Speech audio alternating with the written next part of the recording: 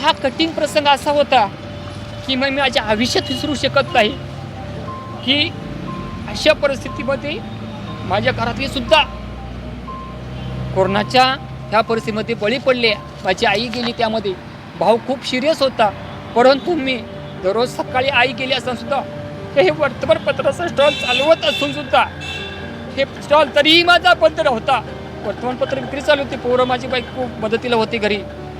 पण हे काम करत असताना हेही काम चालूच होतं. ही सेवा चालूच होती. पावसाळा असो की हिवाळा, भल्या पहाटे उठायचं, वर्तमानपत्राचे गट्टे ताब्यात घेऊन कोणी सायकलवरून तर कोणी पायी चालत वर्तमानपत्रे घरोघरी पोहोच करत आहेत. 15 ऑक्टोबर हा वर्तमानपत्र विक्रेत्यांचा सन्मान दिन. 2018 पासून माजी राष्ट्रपती डॉक्टर APJ अब्दुल कलाम यांचा जन्मदिन वृत्तपत्र विक्रेता दिन म्हणून साजरा केला जातो. पंढरपूर शहरांमध्ये अनेक वृत्तपत्रे गेल्या अनेक वर्षांपासून ही सेवा निष्ठेने व प्रामाणिकपणाने पार पाडत आहेत.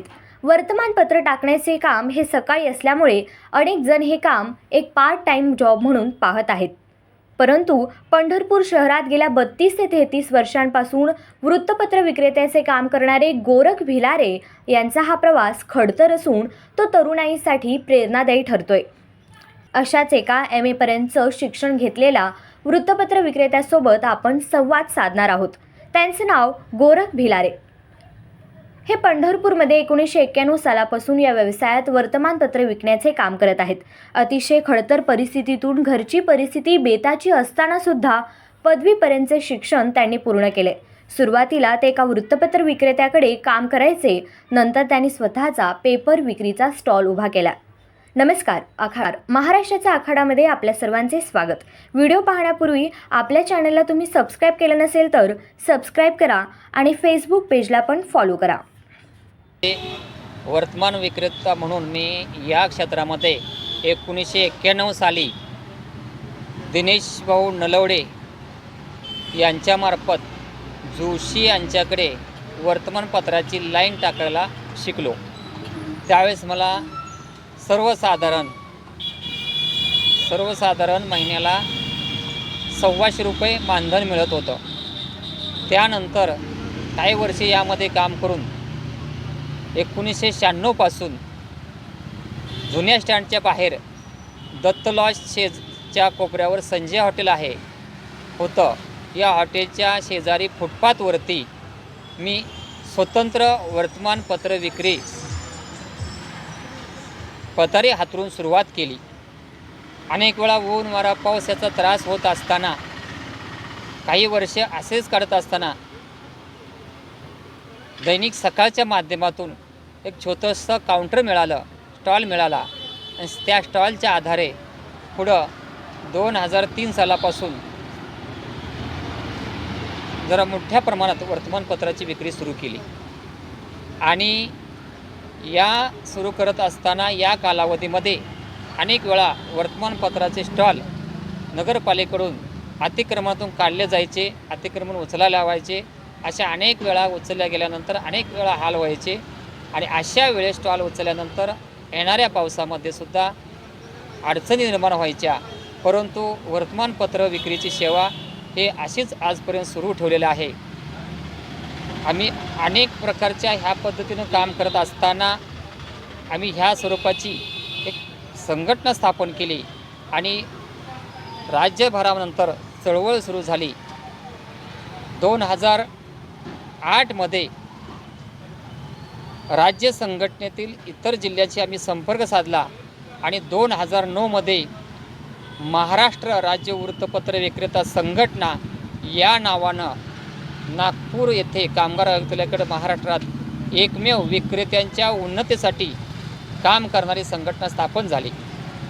या संघटनेच्या माध्यमातून मी अनेक पदावर काम करत गेली 6 वर्षे राज्य संघटनेच्या कोषाध्यक्ष म्हणून काम केला आणि राज्यातील सर्व जिल्ह्यातील फिरून समस्या जाणून घेतल्या आणि गेली 15 वर्षे झालं राज्य सरकारकडे आम्ही मागणे की या विक्रेत्यांचं जो लोकशाहीचा चौथा खांब म्हणून समजला जातो वर्तमानपत्राला, त्या खांबाचा या साखळीतील मुख्य घटक जो आहे वर्तमानपत्र विक्रेता, हे वर्तमानपत्र आणि वर्तमानपत्राचं व्यवस्थापन आणि वाचक यांच्यामधला हा विक्रेता खरा दुवा आहे. आज जो 15 ऑक्टोबर आजचा दिवस जो आपण भारतीय वृत्तपत्र विक्रेता म्हणून दिवस साजरा करत आहोत, ते महाराष्ट्र राज्य वृत्तपत्र विक्रेता संघटनेच्या कार्यकारिणीमध्ये 2018 साली ठरलं गेलं आणि 15 ऑक्टोबर 2018 रोजी नांदेड येथून भारताचे मिसाईल जे आपण समजतो राष्ट्रपती डॉक्टर अब्दुल APJ कलाम यांचा जन्मदिवस हा दिवसच भारतीय वृत्तपत्र विक्रेता दिवस म्हणून नांदेड येथून 15 ऑक्टोबर 1918 रोजी सुरुवात केली गेली. आणि त्याचं कारण असं की APJ अब्दुल कलाम हे कॉलेज जीवनामध्ये वर्तमानपत्र विकत होते आणि या व्यक्तीने वर्तमानपत्राचं विकून आणि वाचन करून वाचन संस्कृतीची प्रेरणा घेऊन आज या व्यक्ती एवढं महान कार्य केलं आहे.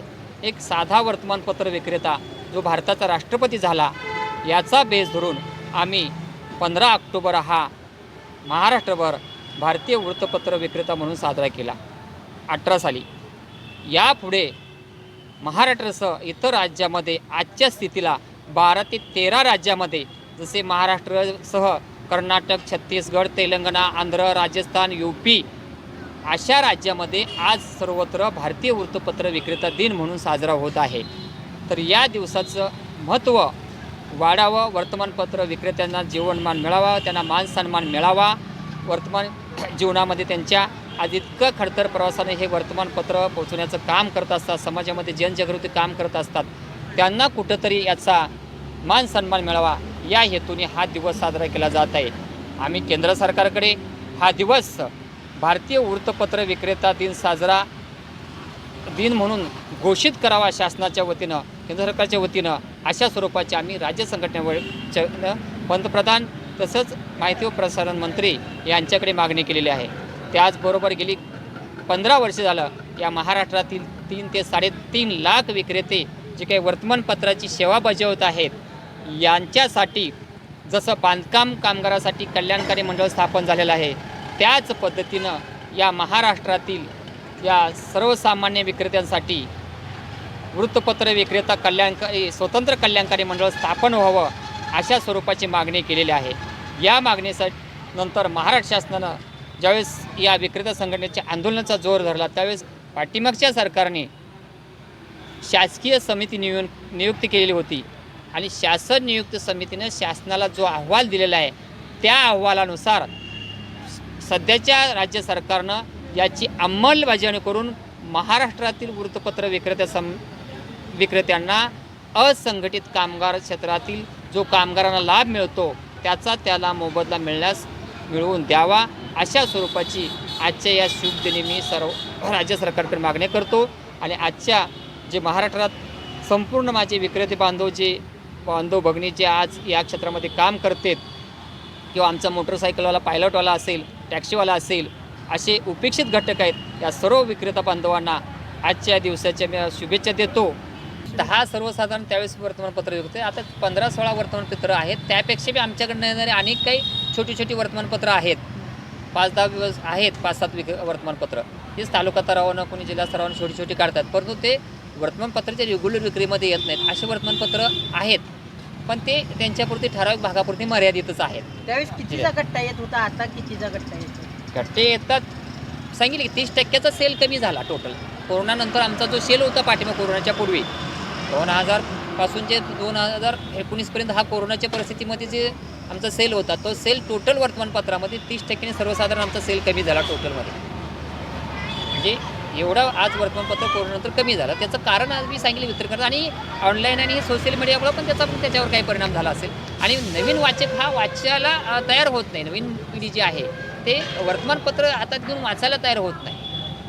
कोरोनाच्या काळातला किंवा आत्तापर्यंतचा जो वृत्तपत्र विक्रीचा जो तुमचा हा व्यवसाय आहे या प्रवासामध्ये एखादा कठीण काळ, एखादी आठवण? कठीण काळ म्हणजे कोरोना हा महाभयंकर असे आजार जो पसरला गेला आणि त्या पिरियडमध्ये आम्हाला महाराष्ट्रभर चळवळ वाजली की कोरोना नेमका काय, कोरोना काय, तो अंगावर येतोय, तो जेवणावर खायचा आहे की नेमका कोरोना काय हे समजत नसताना अशा परिस्थितीमध्ये भयभीत अवस्था झाली. कोरोना एक महाभयंकर संकट आले आणि अशा परिस्थितीत सगळ्या देशावर आणि राज्यावर आले असताना ज्यावेळेस अशी निर्माण झाले की गव्हर्नमेंटने इथं बंदी केली की बाहेर कोणी पडायचं नाही, फिरायचं नाही, अत्यावश्यक सेवा आणि अत्यावश्यक सेवामध्ये वर्तमानपत्र विक्री कशी करायची हा मोठा प्रश्न पडला. प्रत्येकाला आपला जीव महत्त्वाचा होता त्यावेळेस आणि ही भीतीपोटी.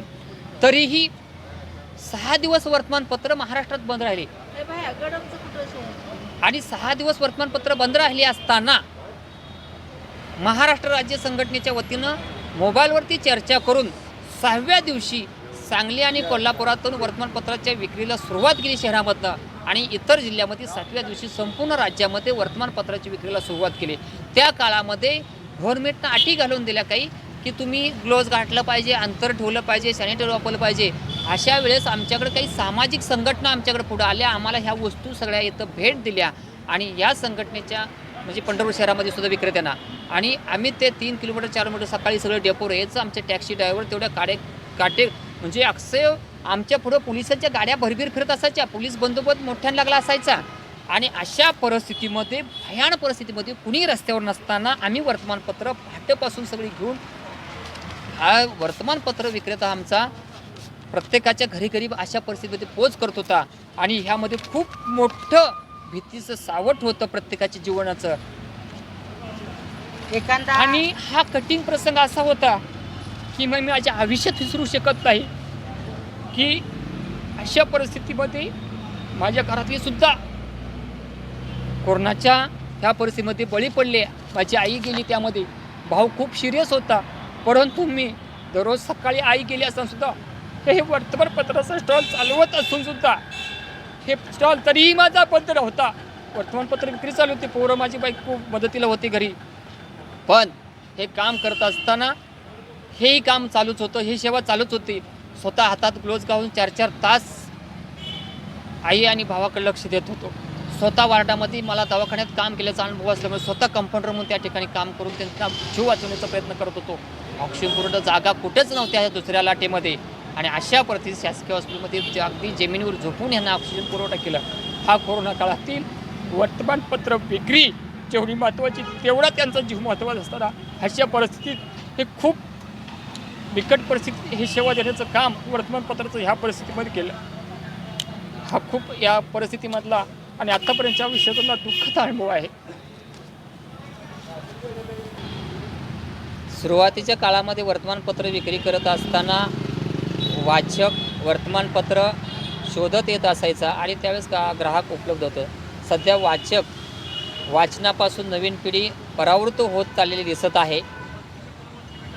वाचन प्रेरणा कमी होत चाललेली आहे आणि त्यामुळं वर्तमानपत्राच्या मागणीकडे बी कल थोडाफार कमी झालेला ह्यावेळेस दिसून येत आहे.